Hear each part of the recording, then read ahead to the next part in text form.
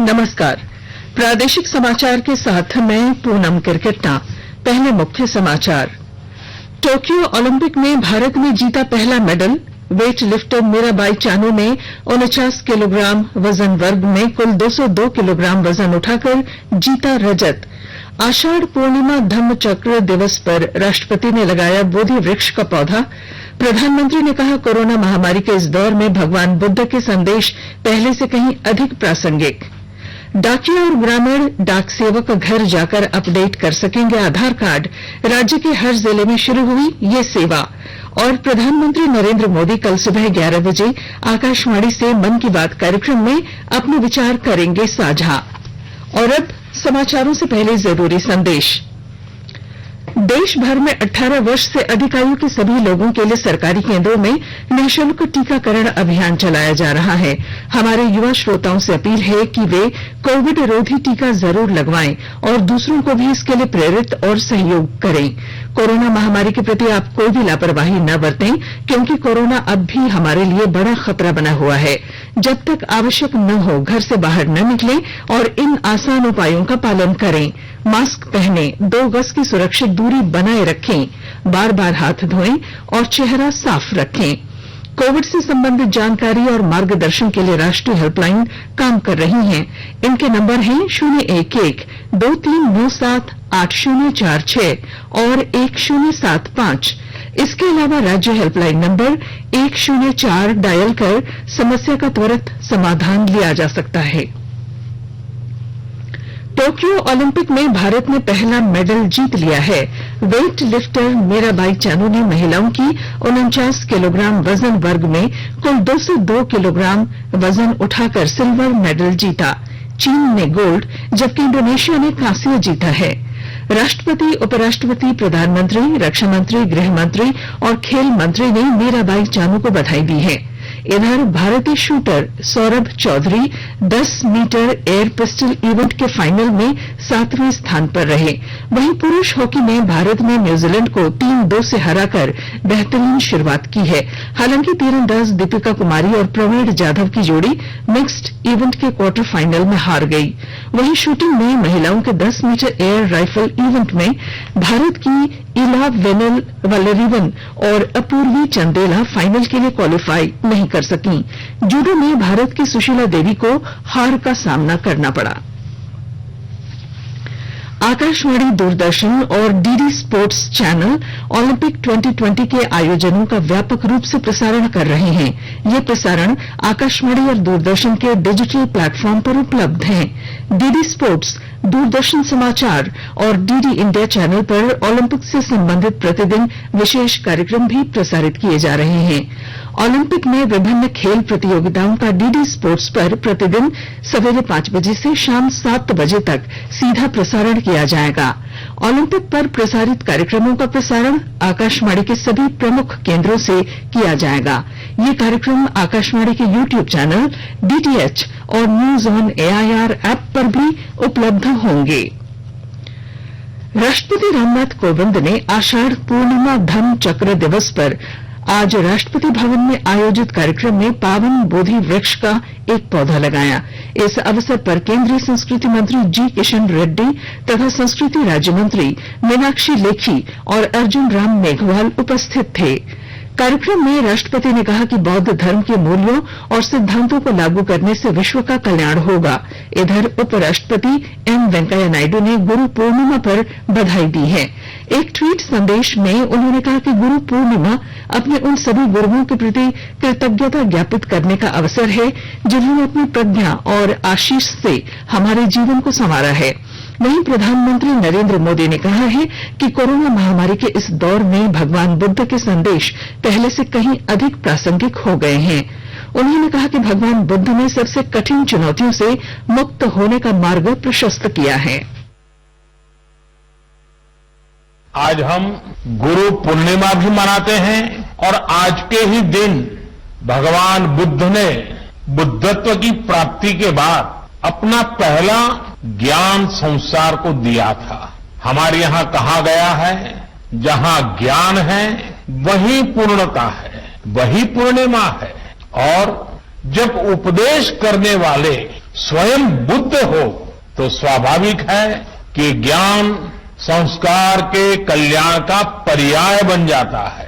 त्याग और तितिक्षा से तपे बुद्ध जब बोलते हैं तो केवल शब्द ही नहीं निकलते बल्कि धम्म चक्र का प्रवर्तन होता है। राज्य के 10 जिलों में पिछले 24 घंटों के दौरान कोरोना का एक भी संक्रमित मरीज नहीं मिला। इस दौरान पहले की ही तरह स्वस्थ होने वालों की संख्या नए मरीजों से अधिक रही। पिछले 24 घंटों में कोरोना के 45 मरीज स्वस्थ हुए। कल मात्र 39 नए मरीज मिले। कोरोना से एक भी मरीज की मौत इस दौरान नहीं हुई। स्वास्थ्य विभाग के अनुसार पूर्वी सिंहभूम से 9, बोकारो से 7, रांची से 5, धनबाद से 4 नए मरीज मिले। उधर गोड्डा, कोडरमा और लातेहार में 2 मरीजों की पहचान हुई है। हजारीबाग, खूंटी, देवघर, गढ़वा, गिरिडीह, सरायकेला और सिमडेगा जिले से एक मरीज मिला है। राष्ट्रव्यापी टीकाकरण अभियान के तहत देश में अब तक 42 करोड़ 78 लाख से अधिक कोविड रोधी टीके लगाए जा चुके हैं। केंद्रीय स्वास्थ्य मंत्रालय ने बताया कि पिछले 24 घंटों के दौरान 42,67,000 से अधिक टीके लगे। इधर कोरोना के टीके की 5,30,000 से अधिक डोज कल झारखंड को आवंटित की गई है। स्वास्थ्य विभाग के अपर मुख्य सचिव अरुण कुमार सिंह ने सभी सिविल सर्जनों को वैक्सीन का उठाव सुनिश्चित करने के निर्देश दिए हैं। रांची को 40,000 टीके की डोज उपलब्ध कराई गई है। केंद्र सरकार कोविड महामारी के दौरान लोगों की सुविधा के लिए बनाई गई राष्ट्रीय स्तर की हेल्पलाइन नंबर के बारे में लोगों को जागरूक कर रही है। सूचना और प्रसारण मंत्रालय अपने विभिन्न विभागों के माध्यम से इन हेल्पलाइन के बारे में जागरूकता बढ़ा रहा है। कोविड संबंधी सवालों के जवाब के लिए हेल्पलाइन है 1075, राज्य हेल्पलाइन 104, महिला और बाल विकास मंत्रालय की चाइल्ड हेल्पलाइन 1098, वरिष्ठ नागरिकों के लिए 14567, मनोवैज्ञानिक सहायता के लिए निम्हांस का नंबर है 080461100007, आयुष कोविड परामर्श हेल्पलाइन नंबर है 14443 और MyGov WhatsApp help desk number है 9013151515। आकाशवाणी के ताजा तरीन समाचारों के लिए आप हमारी वेबसाइट newsonair.com पर लॉग ऑन कर सकते हैं। ताजा समाचार Twitter handle @AIR news alerts और Facebook page All India Radio news पर भी उपलब्ध हैं। आप प्रादेशिक समाचार एकांश के ट्विटर हैंडल @AIR news_रांची और फेसबुक, इंस्टाग्राम पेज तथा YouTube channel AIR news Ranchi पर भी हमारे बुलेटिन सुन सकते हैं। प्रादेशिक समाचार आप आकाशवाणी रांची से सुन रहे हैं और अब पेश हैं कोरोना से बचाव के कुछ संदेश।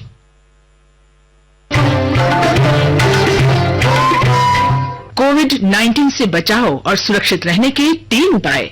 मास्क लगाएं, 2 गज दूरी है जरूरी, सुरक्षित दूरी रखें, हाथ और मुंह साफ रखें।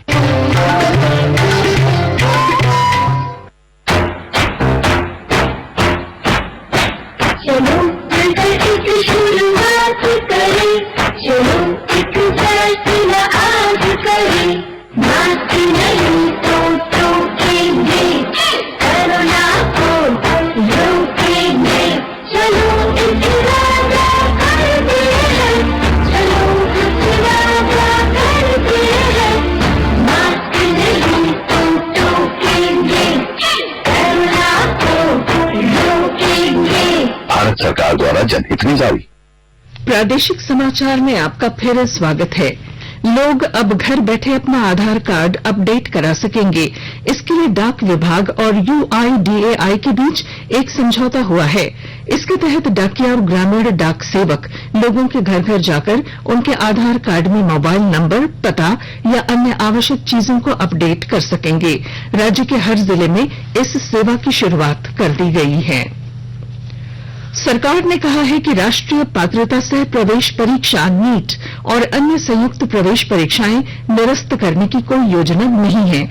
लोकसभा में लिखित उत्तर में स्वास्थ्य राज्य मंत्री भारती प्रवीण पवार ने कहा कि नीट पोस्ट ग्रेजुएट परीक्षा 11 सितंबर को और नीट अंडर ग्रेजुएट परीक्षा 12 सितंबर को होगी।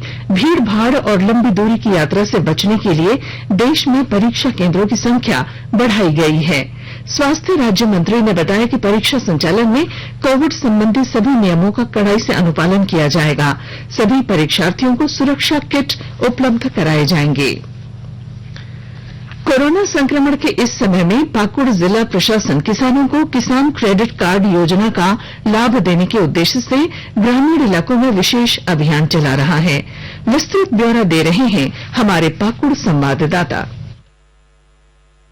कोरोना संक्रमण के फैलाव को रोकने वैक्सीनेशन कार्य में तेजी लाने के साथ ही जिला प्रशासन किसानों को आर्थिक रूप से मजबूत करने में ताकत झोंक दी है। जिले की 128 पंचायतों में विशेष अभियान चलाकर कृषि विभाग किसानों को किसान क्रेडिट कार्ड योजना से लाभान्वित करने में जुटा हुआ है। जनसेवकों, प्रखंड एवं जिला स्तरीय कृषि पदाधिकारी सहित आत्मा से जुड़े कर्मी विशेष कैंप लगाकर किसान क्रेडिट कार्ड योजना के तहत ऋण उपलब्ध कराने के लिए किसानों से आवेदन संग्रह कर रहे हैं। जिले में अब तक 42,600 किसानों के विरुद्ध 30,000 किसानों के आवेदन संग्रह किए गए हैं। किसान क्रेडिट कार्ड योजना से वैसे किसानों को लाभान्वित किया जाएगा जिन्हें प्रधानमंत्री किसान सम्मान निधि योजना का लाभ मिल रहा है। राम प्रसाद सिन्हा, आकाशवाणी समाचार, पाकुड़। मुख्यमंत्री हेमंत सोरेन ने कोल इंडिया के अध्यक्ष से राज्य के 56,000 करोड़ रुपए के बकाये का भुगतान करने को कहा है। कल अध्यक्ष ने मुख्यमंत्री हेमंत सोरेन से मुलाकात की थी। इस मौके पर मुख्यमंत्री ने कहा कि कोल इंडिया को खनन के लिए राज्य सरकार की ओर से जो जमीन दी गई थी उस पर 56,000 करोड़ रुपए का बकाया है। कंपनी को इसका जल्द भुगतान करना चाहिए। इसके अलावा मुख्यमंत्री ने कहा कि जिन क्षेत्रों में खनन का काम पूरा हो जाता है वहां कोल इंडिया को बड़ी संख्या में पौधरोपण करना चाहिए। इसके अलावा मुख्यमंत्री ने अध्यक्ष को सुपर स्पेशलिटी अस्पताल के निर्माण और झरिया पुनर्वास के काम में तेजी लाने का निर्देश दिया। प्रधानमंत्री नरेंद्र मोदी कल सुबह 11 बजे आकाशवाणी से मन की बात कार्यक्रम में अपने विचार साझा करेंगे। यह इस मासिक रेडियो कार्यक्रम की 79वीं कड़ी होगी। आकाशवाणी और दूरदर्शन के सभी नेटवर्क पर इसका प्रसारण होगा। कार्यक्रम आकाशवाणी समाचार की वेबसाइट www.newsonair.com और news on AIR mobile app पर भी उपलब्ध रहेगा। यह आकाशवाणी, दूरदर्शन समाचार, प्रधानमंत्री कार्यालय तथा सूचना और प्रसारण मंत्रालय के YouTube चैनलों पर भी सीधा प्रसारित होगा। और अब मौसम विभाग ने अगले 2 दिनों तक राज्य के अधिकतर हिस्सों में बादल गरजने के साथ साथ हल्के से मध्यम दर्जे की बारिश होने की संभावना जताई है। विभाग के वरीय मौसम वैज्ञानिक अभिषेक आनंद ने बताया है कि 26 से लेकर 28 जुलाई तक राज्य के लगभग सभी हिस्सों में बारिश होने का अनुमान है। इधर रांची समेत आसपास के इलाकों में कल से हो रही बारिश ने जनजीवन अस्त व्यस्त कर दिया है। तेज बारिश की वजह से सड़कों पर जल जमाव की स्थिति आ गई है। हालांकि बारिश के कारण तापमान में गिरावट आई है और किसान अब खेती किसानी के काम में लग गए हैं। और अब बुलेटिन के आखिर में मुख्य समाचार एक बार फिर। टोक्यो ओलंपिक में भारत ने जीता पहला medal. Weight lifter Mirabai Chanu ने 49 किलोग्राम वजन वर्ग में कुल 202 किलोग्राम वजन उठाकर जीता रजत। आषाढ़ पूर्णिमा धम्म चक्र दिवस पर राष्ट्रपति ने लगाया बोधि वृक्ष का पौधा। प्रधानमंत्री ने कहा कोरोना महामारी के इस दौर में भगवान बुद्ध के संदेश पहले से कहीं अधिक प्रासंगिक। डाकिया और ग्रामीण डाक सेवक घर घर जाकर अपडेट कर सकेंगे आधार कार्ड। राज्य के हर जिले में शुरू हुई ये सेवा। और प्रधानमंत्री नरेंद्र मोदी कल सुबह 11 बजे आकाशवाणी से मन की बात कार्यक्रम में अपने विचार करेंगे साझा। और इसके साथ ही आकाशवाणी रांची से प्रादेशिक समाचार का ये बुलेटिन समाप्त हुआ। नमस्कार। घर में रहिए, सुरक्षित रहिए और सुनते रहिए आकाशवाणी। है।